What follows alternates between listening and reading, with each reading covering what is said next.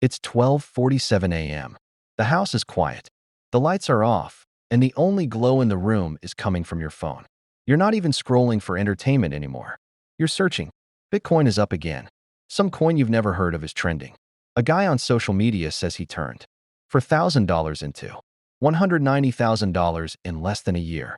And there's that uncomfortable feeling in your chest. Not excitement. Not exactly fear, but something heavier. The question that keeps repeating itself. Am I falling behind? You're not reckless. You're not lazy. You work hard. Maybe you make $70,000. Maybe your household brings in $90,000. You pay your bills on time. You try to save, but rent or mortgage eats a huge chunk of your income. Groceries cost more than they did 2 years ago. Insurance keeps climbing. You're doing everything right, yet the finish line keeps moving further away. Then you open Instagram or YouTube and see someone younger than you claiming crypto changed their life.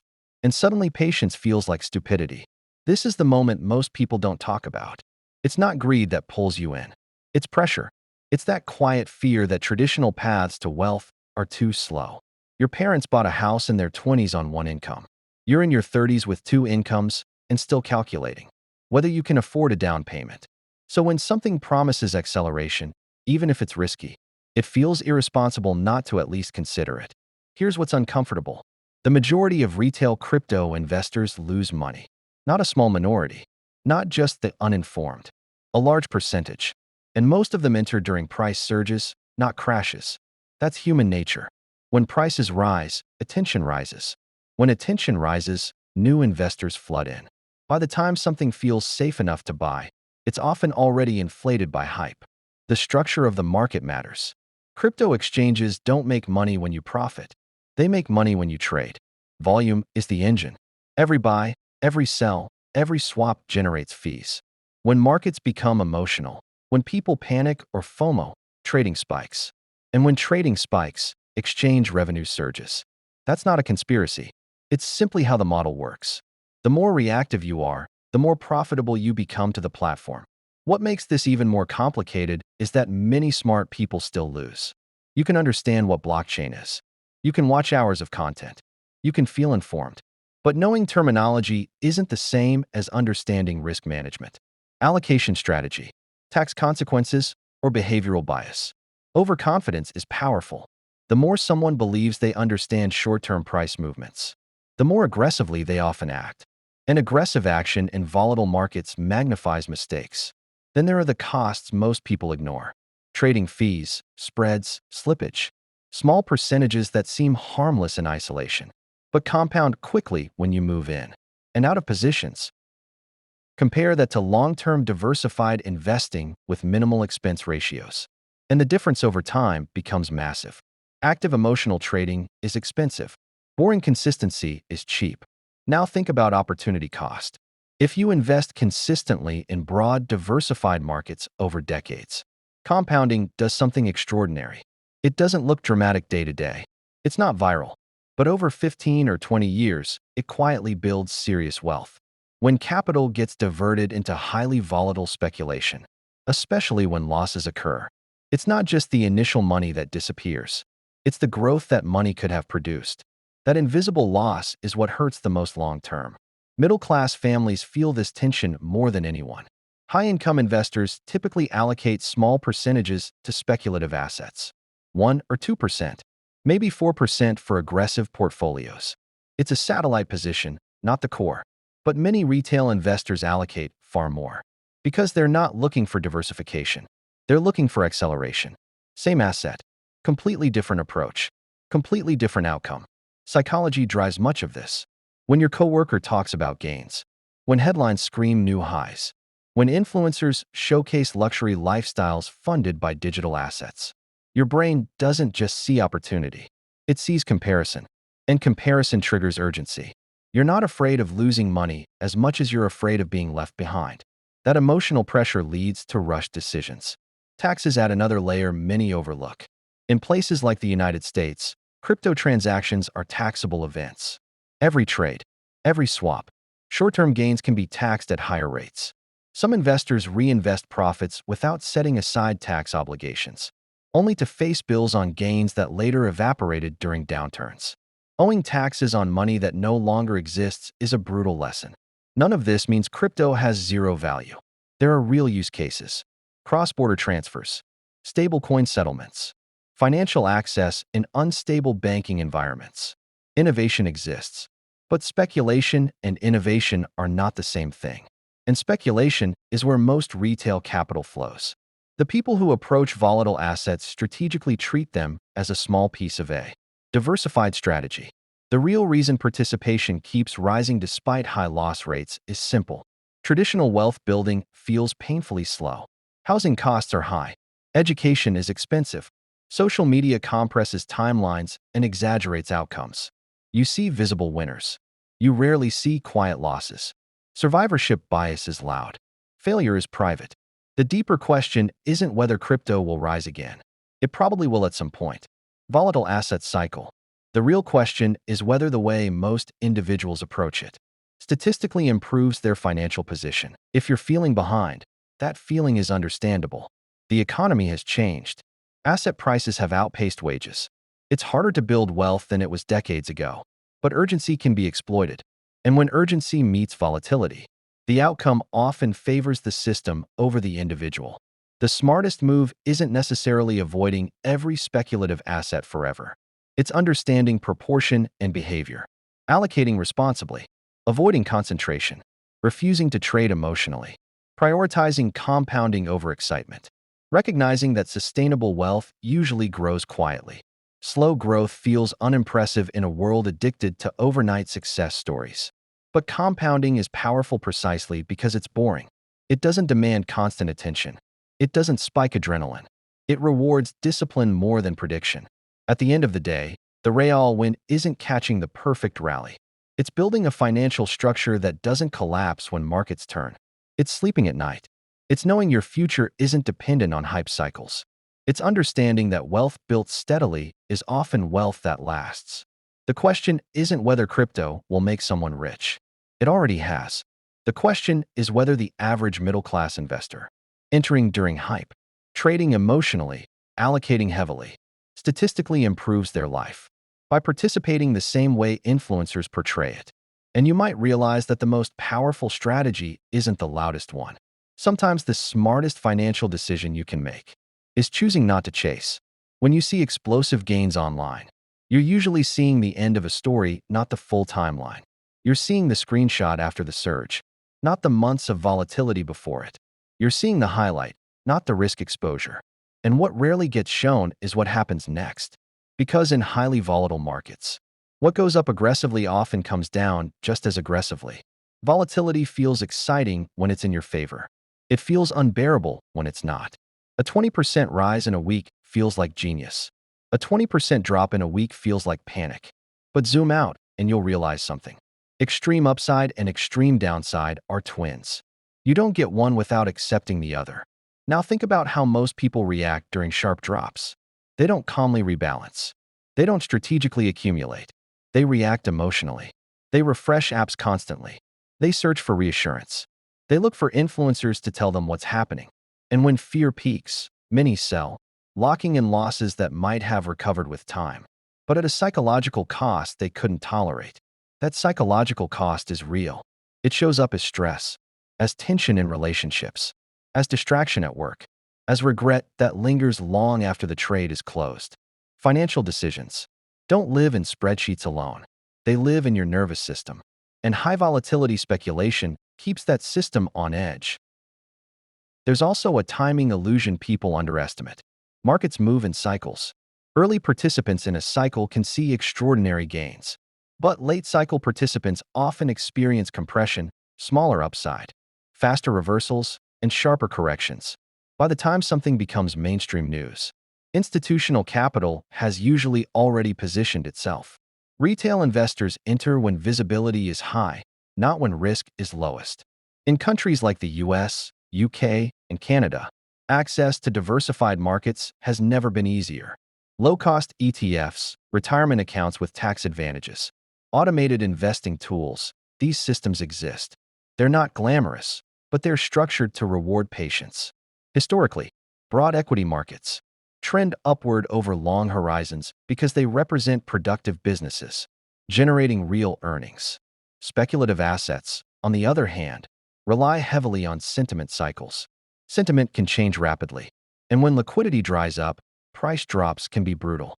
The larger the hype wave, the harsher the unwind often becomes. Another overlooked factor is concentration risk. When someone places a large portion of their net worth into a single volatile asset class, they amplify exposure dramatically. Even if that asset eventually performs well, the path to get there may include drawdowns, so severe that most people cannot psychologically endure them. That's why professional portfolio managers emphasize diversification, not because it's exciting, but because it protects survival. Survival is underrated in investing. People focus on upside potential but ignore endurance. The ability to stay invested through cycles often determines outcomes, more than picking the perfect asset. If your strategy keeps you awake at night, there's a high probability you're overexposed. And here's something else that rarely gets discussed openly. Financial freedom isn't just about returns. It's about control. When your money is in systems that are regulated, transparent, and integrated with traditional banking protections, you have recourse if something goes wrong. In loosely regulated or experimental environments, that safety net can be thin or non-existent.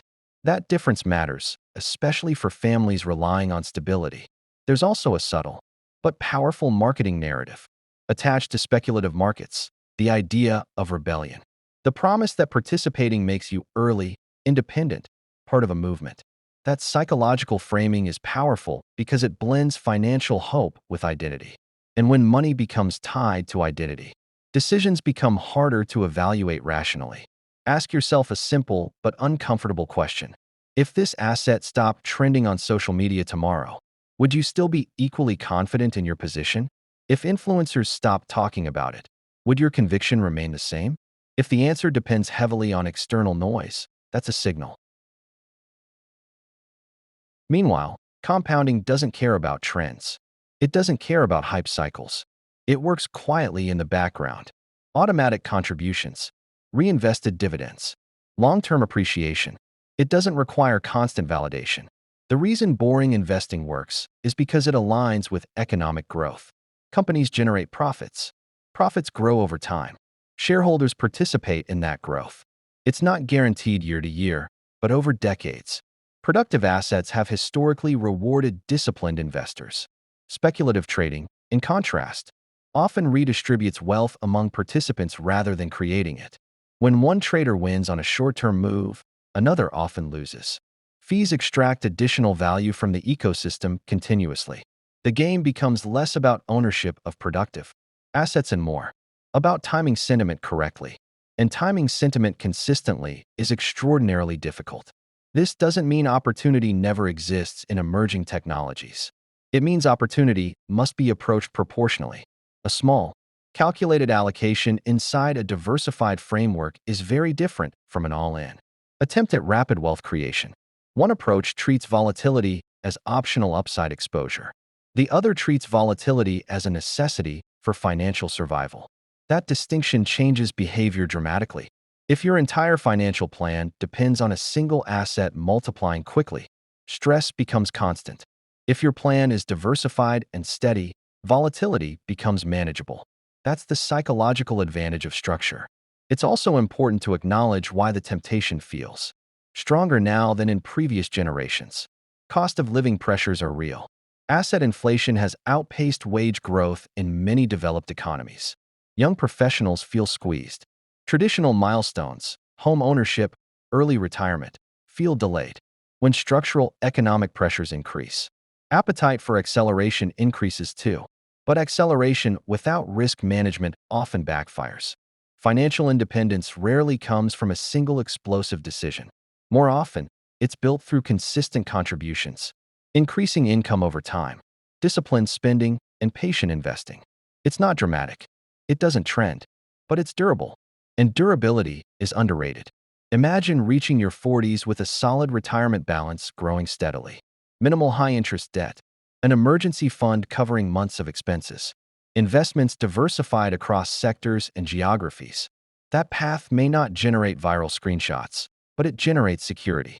Security means you're not dependent on the next bull run. You're not emotionally tied to headlines. You're not hoping for rescue from volatility. The quiet truth is this: wealth that lasts is usually built in ways that don't feel thrilling in the moment. It feels methodical, sometimes even slow, but slow multiplied by time becomes powerful. When you remove the noise, the question becomes simple. Does your strategy increase the probability of long-term stability? If yes, it deserves attention. If it primarily increases adrenaline and uncertainty, it deserves caution. There's nothing wrong with curiosity. There's nothing wrong with allocating a small percentage of capital to experimental assets, if it fits within a balanced plan. The problem arises when speculation replaces structure. At some point, every investor has to decide whether they want excitement or durability. Both have trade-offs, but only one has a long historical record of building stable wealth across generations in developed economies.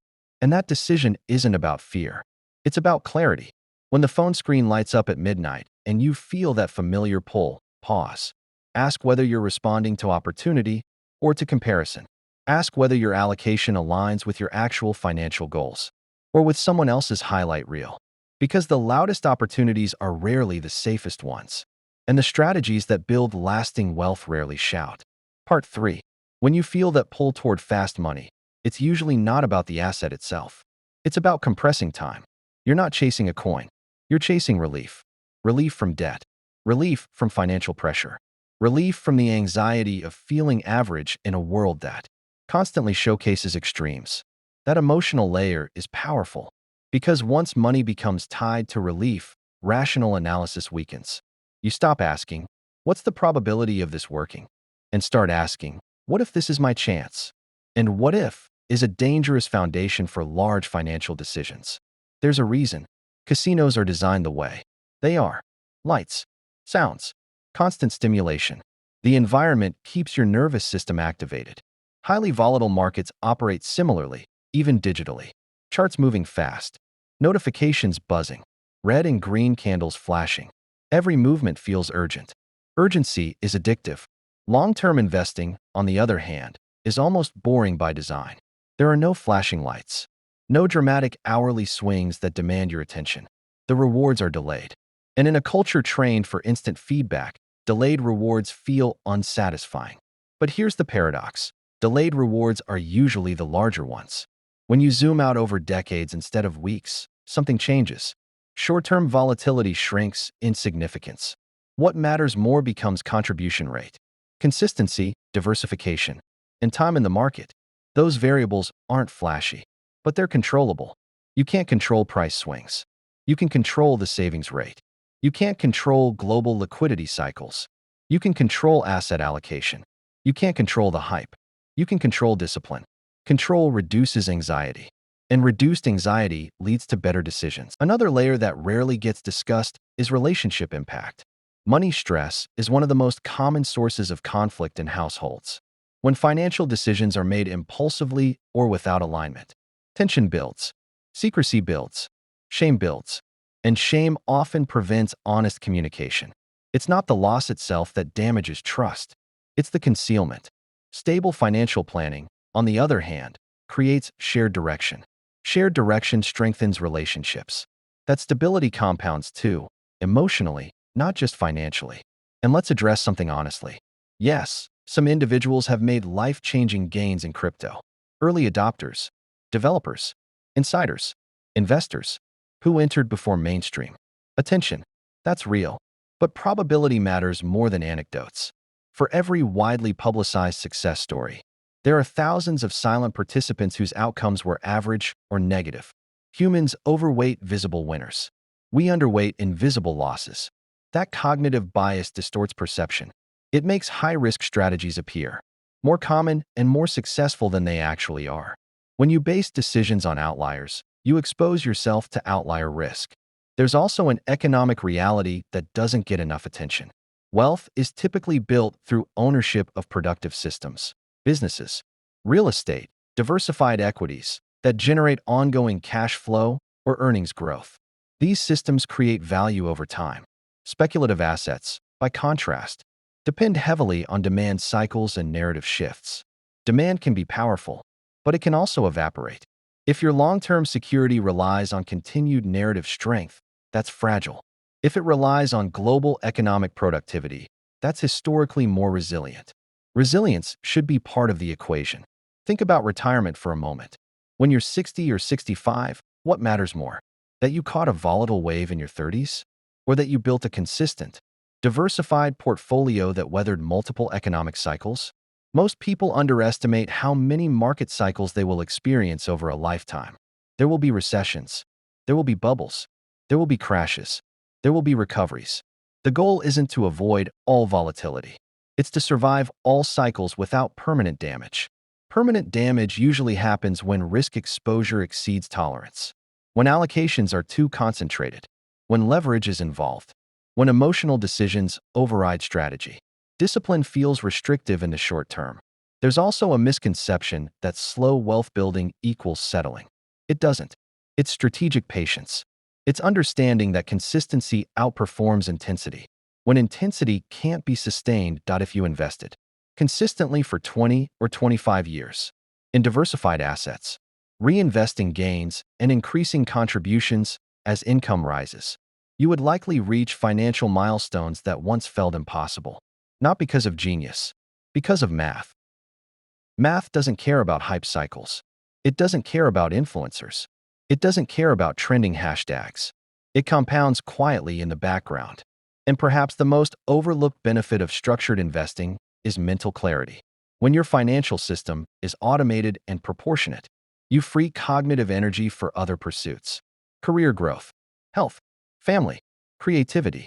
Instead of obsessing over price movements, you focus on income expansion and skill development, two variables with far more predictable returns over time. Increasing earning power can often have a greater long-term impact than chasing volatile gains. A raise negotiated successfully compounds every year. A skill upgraded compounds for decades. Those gains are less visible, but often more reliable. None of this is meant to dismiss innovation or emerging technologies. It's about scale and proportion. Speculation as a small, calculated slice of a larger strategy can coexist with discipline. Speculation as the core plan is fragile. When markets surge again, and at some point they will, the noise will return. Headlines will amplify. Influencers will multiply. Stories of overnight gains will circulate again. The pressure will feel familiar. That's when clarity matters most. Ask yourself, if this investment dropped 50% tomorrow, would my life destabilize? If the answer is yes, the allocation is too large. Financial strategy isn't about proving boldness. Optionality means you can change careers if needed, move cities, support family, retire on your terms. Those options are built on stable foundations, not on volatile spikes. And maybe the most powerful shift is redefining what winning means. Winning isn't outperforming everyone else in a single year. Winning is reaching your goals without catastrophic setbacks. Winning is sleeping peacefully. Winning is not being forced into desperate decisions because of overexposure. In a culture obsessed with rapid ascent, choosing steadiness feels countercultural. But historically, steadiness has built more lasting wealth than speed ever has. So the next time you see dramatic returns flashing across your screen, pause. Zoom out mentally. Imagine your future self 20 years from now. Which decision would that version of you thank you for? The impulsive allocation driven by urgency, or the disciplined contribution that compounded quietly over decades? Your future self values stability more than adrenaline. Markets will always offer excitement, but financial security rarely comes from excitement. It comes from structure, patience, and proportion. And those qualities may not trend, but they endure. Think about the stories you hear every day. Friends bragging about a gain on some new token. Influencers posting screenshots of profits. Headlines screaming about who's early and who's missing out. It's impossible to avoid. Social pressure is real, and it's relentless. But the truth rarely travels as fast as the hype. Let's take a step back and examine why the allure of fast wealth is so powerful. It's not just greed, it's context. In modern life, the pressure to keep up is relentless. Social media bombards you with highlight reels of wealth, success, and lifestyle that seem unattainable. You scroll past friends or influencers showing their luxury cars, vacations, or portfolio gains. and your brain interprets it as a benchmark you should reach. That pressure fuels risk-taking. Humans are wired to compare. In financial decisions, comparison is often costly. You see someone else winning and feel urgency to act. But the story you see is partial. You don't see their losses, the timing that almost ruined them, the years of mistakes behind the screenshots. You only see the peak, not the climb, the falls, or the volatility. And when your actions are based on a curated narrative rather than reality, this is why education matters more than timing. Knowing how markets work, understanding fees, taxes, and behavioral psychology, that knowledge is a hedge against impulsive losses.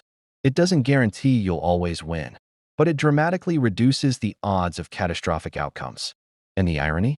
Those who build knowledge quietly, steadily, without hype, often outperform the emotional masses. Then there's the long game something most people overlook because it doesn't trend. The power of compound interest is underestimated. It's not just a math trick. It's a behavior reward system. Consistency, patience, and small incremental gains compound into life-changing wealth over decades. That $200 per month you invest in a diversified fund may feel inconsequential now, but in 20 years, it can provide financial security that speculative bets rarely achieve. One of the most misunderstood concepts is volatility versus risk. Volatility feels dramatic. Numbers jump, charts spike, media screams. But risk is about permanence, the possibility that a loss cannot recover. Losing 50% in a speculative coin is volatile. Losing 50% of your retirement funds due to emotional panic or overexposure is permanent. Most investors conflate the two. Understanding the distinction changes behavior entirely. Let's also talk about luck versus skill. Many stories of crypto millionaires attribute success to insight or intelligence.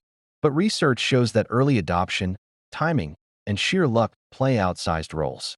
Those factors are not controllable. Discipline, diversification, and consistent investing are controllable. Long-term financial success favors control over chance. And here's where human psychology becomes critical. Fear of missing out, envy, the urge to compete with peers. These are deeply ingrained behaviors. They override rational thought. The crypto market exploits these tendencies by creating scarcity illusions, dramatic narratives, and social proof. The system is designed to trigger emotional responses. Now, let's talk about consistency and perspective. Most people approach money episodically, reacting to the latest headline, the latest meme, or the latest opportunity flashing on their screen. They treat finance like a video game, fast, reactive, and full of emotional highs and lows. But wealth building is a marathon, not a sprint. It rewards endurance, not drama. Every impulsive decision comes with hidden costs. There's the obvious monetary loss, but there's also cognitive fatigue. Stress hormones spike. Relationships are strained. Sleep suffers. Even career performance can falter because your attention is divided between real life and digital markets that feel urgent, but aren't real in the long-term sense. Here's another angle people rarely consider: the social consequences of financial risk-taking. When you make speculative investments and they fail, it's not just your bank account that takes a hit, it's trust. Relationships with spouses, family, friends, trust is fragile. One impulsive decision can ripple outward, creating tension or long-term strain. The human cost often exceeds the financial one. Contrast that with disciplined investing. Contributions are automatic. Allocations are deliberate. Volatility doesn't require panic. Taxes are anticipated. Planning is proactive rather than reactive. Peace of mind becomes a compounding asset in itself. You can focus on meaningful pursuits, professional growth, and personal goals, rather than reacting to market theatrics. And speaking of taxes, most investors underestimate the impact of trading frequency. Each transaction generates tax obligations, sometimes complicated short-term gains taxed at your highest bracket. A seemingly small profit can be halved or more after fees and taxes. That's why consistent, long-term strategies almost always outperform frantic, short-term trading over decades. Let's also examine leverage. Borrowing to invest is seductive. Magnified gains, amplified excitement. But magnified losses are equally real. A small downturn can wipe out years of accumulated wealth. Emotional trading plus leverage is a recipe for catastrophe. Yet marketing and hype often downplay risk and exaggerate reward, creating a cognitive trap. Now consider the emotional triggers in your daily life. Social comparison, fear of being left behind, online bragging, friends showing off gains, influencers flaunting yachts or Lamborghinis. Humans are wired to respond to these cues.